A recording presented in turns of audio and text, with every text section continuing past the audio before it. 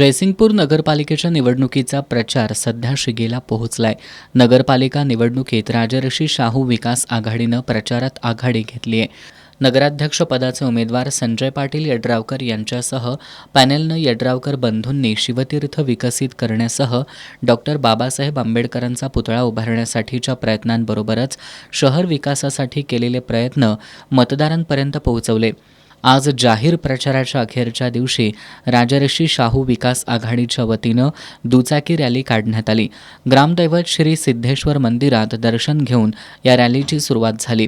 या लक्षवेधी रॅलीमध्ये आमदार डॉक्टर राजेंद्र पाटील यड्रावकर, माजी आमदार उल्हास पाटील, सावकार मादनाईक, अमरसिंह निकम, मिलिंद भिडे, सतीश मलमे, नगराध्यक्ष पदाचे उमेदवार संजय पाटील यड्रावकर यांच्यासह नगरसेवक पदाचे उमेदवार सहभागी झाले होते। प्रत्येक प्रभागातून काढण्यात आलेल्या या रॅलीमुळे शहरभर शिट्टीचा आवाज घुमला। आमदार राजेंद्र पाटील यड्रावकर यांनी यावेळी बोलताना जयसिंगपूरचा सर्वांगीण विकास साधण्यासाठी 386 कोटींची विकास कामं केल्याचं सांगितलं। 40 वर्षाचं छत्रपती शिवाजी महाराजांच्या अश्वारूढ पुतळ्याचं स्वप्न पूर्ण करण्याचं भाग्य लाभलं असून लवकरच डॉक्टर बाबासाहेब आंबेडकर यांच्या पुतळ्यासह भीमसृष्टी साकारणार असल्याचं त्यांनी सांगितलं। शहरातील भुयारी गटारी योजना, विविध समाजासाठी सांस्कृतिक हॉल, नगरपालिकेची सुसज्ज इमारत, शाहू स्टेडियम यासारखे अनेक महत्त्वाचे प्रकल्प पूर्ण केले असून विरोधकांकडे त्यांनी केलेलं एकही काम दाखवण्यासारखं नाही, त्यामुळे ते बिनबुडाचे आरोप करतायत असं आमदार यड्रावकर यांनी सांगितलं।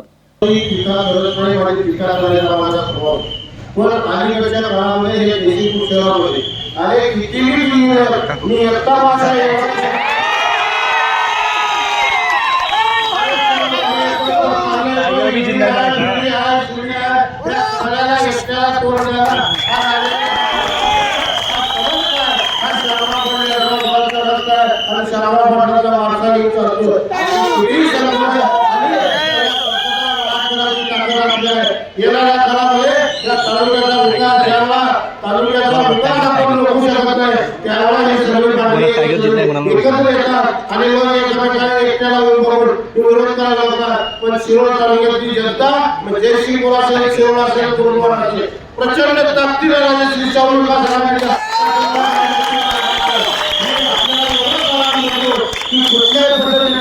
एक वर खाली बने अजिबात कार्यकर्ता असेल तो सगळा नगराध्यक्षाला मी तरुण मत पडली पाहिजे आणि वार्डातल्या नगरसेवकाला मी तरुण नगराध्यक्ष पदाचे उमेदवार संजय पाटील यड्रावकर, राजर्षी शाहू आघाडीच्या नगरसेवक पदाच्या उमेदवारांनी शहरातील मतदारांना राजर्षी शाहू आघाडीला मोठं मताधिक्य देण्याचं आवाहन केलं। शहराच्या सर्वच प्रभागांमधून फिरून सिद्धेश्वर मंदिराजवळ या रॅलीची सांगता करण्यात आली। या रॅलीत महायुतीतील सर्व घटक पक्षांचे पदाधिकारी आणि कार्यकर्ते मोठ्या संख्येने सहभागी झाले होते।